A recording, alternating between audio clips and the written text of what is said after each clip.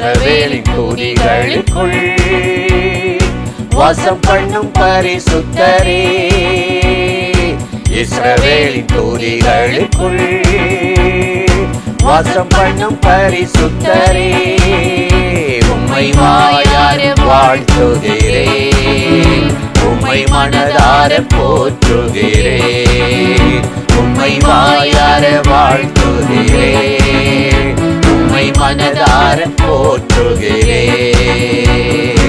இஸ்ரவேலின் துதிகளுக்குள் வாசம் பண்ணும் பரிசுத்தரே,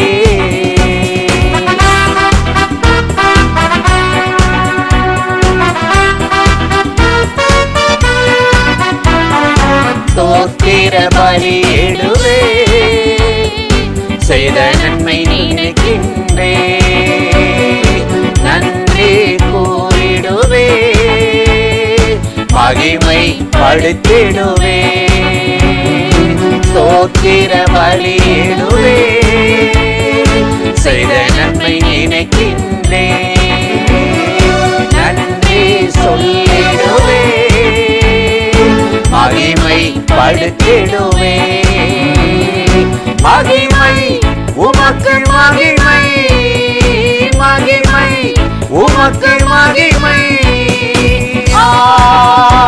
அல்லேலூயா, அல்லேலூயா, அல்லேலூயா, அல்லேலூயா.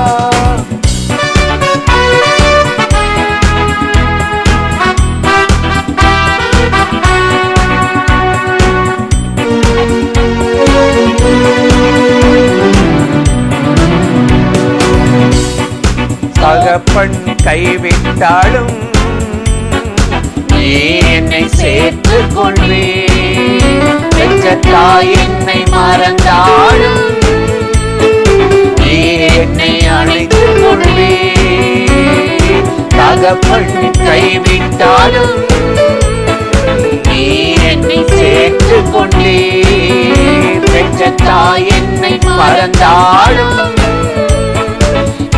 என்னை அணைத்துக் கொண்டே, தாயே என் தந்தையே, தாயே என் தந்தையே, அல்லேலூயா, அல்லேலூயா, அல்லேலூயா, அல்லேலூயா.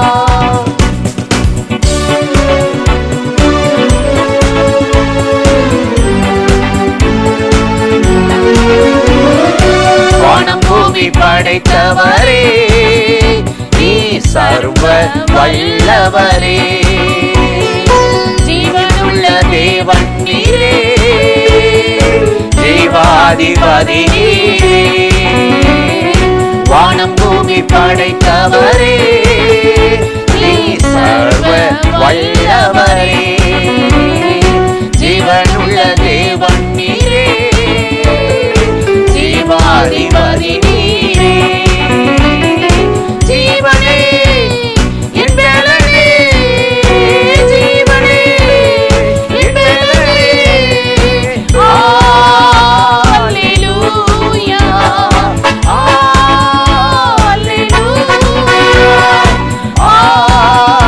அல்லேலூயா, அல்லேலூயா,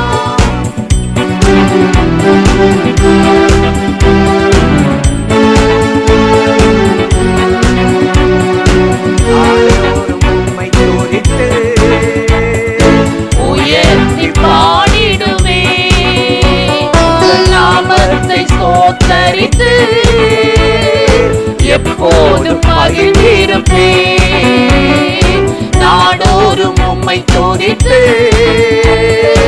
உயர்த்தி பாடிடுவே, நாமத்தை ஸ்தோத்தரித்து எப்போதும் மகிழ்ந்திருப்பே, துதிப்பே உம்மை துதிப்பே, துதிப்பே உம்மை துதிப்பே, அல்லேலூயா.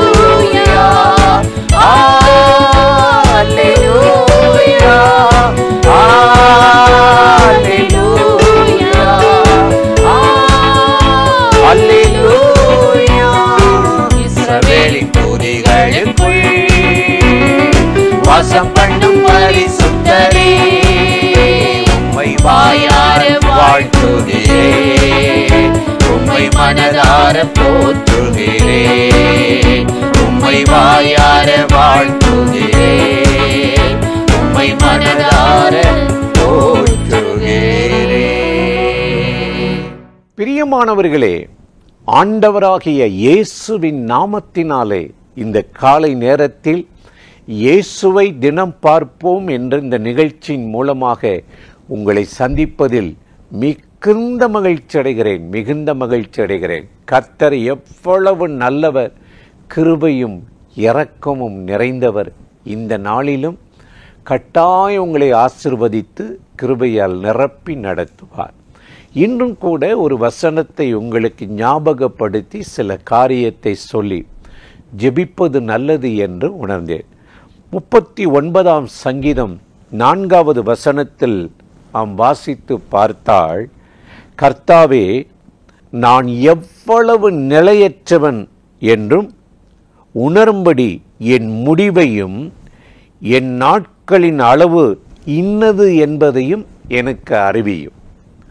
நான் எவ்வளவு நிலையற்றவன் என்பதை என் நாட்களின் முடிவையும் எனக்கு அறிவித்தருளும், போதித்தருளும் என்று ஒரு உருக்கத்தோடு தனக்கு தன் வாழ்க்கையை, தன் நாட்களை சரியாய் செலவிடவும், அந்த நேரத்தை சரியாக பயன்படுத்தவும் தேவனை நோக்கி தாவீது அழகான ஒரு ஜெபத்தை ஏறெடுக்கிறத நம்ம பார்க்கிறோம். எனக்கு அருமையான சகோதர சகோதரிகளே, இன்றைக்கு நம்முடைய வாழ்க்கையில் நம்முடைய நாட்கள் எப்படிப்பட்டவைகள், நிலையற்றவைகளா நிலையுள்ளவைகளா என்பதை நம்ம பார்க்கணும். சில காரியத்தை செய்கிறோம், அது நிலைக்கும், சிலது நிலையற்றதாக போயிடும். காலையில் தோன்றி மாலையில் மறையும் மண்ணுக்கும் புல்லுக்கும் பூவுக்கும் ஒப்பாய் விடுகிறது. இன்னைக்கு மனிதன் நிலையற்ற காரியங்களுக்குத்தான் ஓடுகிறான், அலைகிறான், உழைக்கிறான். இயேசு சொன்னார் யோவான் 6ஆம் அதிகாரத்தில் 27, அழிந்து போகும் உணவுக்காக உழைத்திட வேண்டாம், நித்திய ஜீவனுக்காக, முடிவில்லாத வாழ்வுக்காக நீங்கள் உழைக்கணும், அதை தேவன் உங்களுக்கு தருவார் என்று சொன்னார்.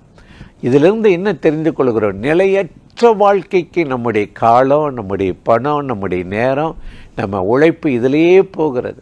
காண்கிறது எல்லாம் ஒரு நாள் அநித்தியம், காணாமல் போகும். காணாதவைகளோ என்னவா நித்தியமானவைகள் என்று கர்த்தருடைய வேதம் நமக்கு அருமையாய் சொல்லுகிறது. ஆகவே எனக்கு அருமையானவர்களே, நிலையற்ற வாழ்க்கையில் தேவனுக்குள் நிலைத்திருக்கிற ஒரு வாழ்க்கைக்குத்தான் தேவன் நம்மை அழைத்திருக்கிறார். காயினுடைய வாழ்க்கையை பாருங்கள். தன் சகோதரனாகிய ஆபேல் மேல் கோபம் கொண்டு, பொறாமை கொண்டு, அவன் ஜெபத்தை ஆண்டவர் கேட்கிறார், என்னை புறக்கணித்துட்டார் என்று சொல்லி அவனை கொலை பண்ணிட்டான்.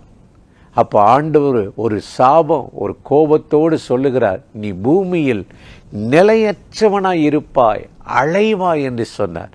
இன்னைக்கு நிலையற்ற வேலைகளும், நிலையற்ற வருமானங்களும், நிலையற்ற பலனும், நிலையற்ற ஒரு வாழ்க்கையும் தான் உலகத்திலே மனிதர்கள் வாழ்ந்து கொண்டிருக்கிறார்கள். ஆனால் கர்த்தரை தேடுகிற, நம்புகிறவர்களுக்கு நிலையான ஒரு மேன்மையான வாழ்வை தேவன் வைத்திருக்கிறார். நம்முடைய முன்னோர்களை பாருங்களே, ஆண்டவர் அவர்களுக்கு தோன்றி, ஆபிரகாமுக்கு தோன்றினார், மோசேக்கு தோன்றினார், யாக்கோப்புக்கு தோன்றினார். நீ உன் மாமன் வீட்டில் இருந்தது போதும், பெத்தேலுக்கு போன் திரும்ப செய்தார். ஆபிரகாமை பார்த்து சொல்கிறாரு, உன் இனத்தையும் தேசத்தையும் விட்டு புறப்பட்டு நான் உனக்கு காட்டுகிற இடத்துக்கு போ அப்படின்றார். ஏன்னா இது இப்போ பார்க்குறக்கு சோதம் கொமரா பொன்வெளியும் பூமியாக இருக்கும், ஆனால் அது நிலையற்றது. பொன்னின் மீது அல்ல, உலகத்தின் மீது அல்ல, தேவன் மேல் நம்பிக்கை வைக்கணும். அவங்க எல்லாம் அதற்கு கீழ்ப்படிந்து இனத்தையும் வீட்டையும் சொத்துக்களை விட்டு புறப்பட்டு தேவன் நியமித்த ஒரு இடத்துக்கு போனார்களாம். எபிரேயர் 11ஆம் அதிகாரம் 15-16 வசனத்தில் சொல்லப்பட்டிருக்கிறது. அவங்க ஒரு மேன்மையான இடத்துக்கு போனாங்களாம். நல்ல பங்கு தான், தன்னை விட்டு எடுபடாத நல்ல பங்கை மரியாள் தெரிந்து கொண்டது போல நிலையான இல்லம் நோக்கி, நிலையான ஒரு நித்தியத்தை நோக்கிதான் தங்கள் வாழ்க்கையை அவர்கள் பிரயாணப்பட்டு போய் கொண்டிருந்தார்கள். எனக்கு அருமையான சகோதர சகோதரிகளே, நிலையற்ற ஐஸ்வர்யத்துக்காக, நிலையற்ற ஒரு பொருளுக்காக நம்ம இன்னைக்கு காலத்தையும் வாழ்க்கை நேரத்தையும் வீணடித்து விட்டு நிலையானது இழந்துடக்கூடாது. தேவையானது ஒன்றின் ஆண்டவர் மரியாள்கிட்ட சொன்னார். ஆமாம், மரியாள் தன்னை விட்டு எடுபடாத நல்ல பங்கை தெரிந்து கொண்டது போல இன்றைக்கு நிலையான ஒரு ஆசீர்வாதம் ஆண்டவர் உங்களுக்கு வைத்திருக்கிறார். நிலையான வீடு, நிலையான நித்தியமான ஒரு பரலோகம் உங்களுக்கு இருக்கிறது. ஆகவே எனக்கு அருமையான சகோதர சகோதரி, அந்த நிலையான ஒரு ஆசீர்வாதத்துக்கு வாழதான் நம்மளை ஒவ்வொரு நாளும் அர்ப்பணித்து ஆண்டவரை நோக்கி நாம் நடந்தால் ஆண்டவராகிய தேவன் நம்மை ஆசீர்வதித்து நடத்துவார். அந்த தேவாதி தேவனை நோக்கி இன்றைக்கு நிலையான ஒரு ஆசீர்வாதம், நிலையான ஒரு நன்மை நமக்கு கைகூடி வர வேண்டும் என்று இயேசுவை நோக்கி நாம் ஜெபிக்கலாமா? அன்பும் இரக்கமும் கிருபையும் நிறைந்த நல்ல ஆண்டவரே, இந்த ஆசீர்வதிக்கப்பட்ட நாளுக்காக, நேரத்துக்காக, கிருபைக்காக, இரக்கங்களுக்காக நன்றி. நிலையான ஒரு ஆசீர்வாதத்தை தேடவும் நாடவும் எங்களை அர்ப்பணிக்கிறோம் ஆண்டவரே. நிலையற்றவன் என்ற ஒரு நிலையல்ல, நிலைத்திருக்கிறவன். என்னை நிலைத்திருங்கள் என்று சொன்னீரே.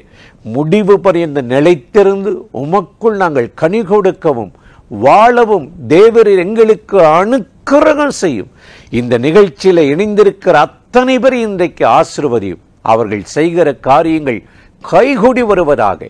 கர்த்தர் எல்லா பள்ளங்களையும் குறைவுகளை நிறைவாக்கி ஏற்ற தாழ்வுகளை மாற்றி வரவேண்டிய நன்மைகள் வரும்படி இன்றைக்கு ஆசீர்வதித்து நடத்தும் உங்க தயவுக்கும் கிருபைக்கும் வல்லமைக்கு அர்ப்பணிக்கிறோம். இயேசுவின் நாமத்தில் வேண்டிக் கொள்ளுகிறோம் எங்கள் உயிருள்ள நல்ல பிதாவே. ஆமேன், ஆமேன், ஆமேன். தொடர்ந்து இந்த நிகழ்ச்சி நீங்களும் பாருங்க, மற்றவங்களுக்கு அறிமுகப்படுத்துங்கள். ஆண்டவராகிய தேவன் நம்மை ஆசீர்வதித்து நடத்துவார். ஆமேன்.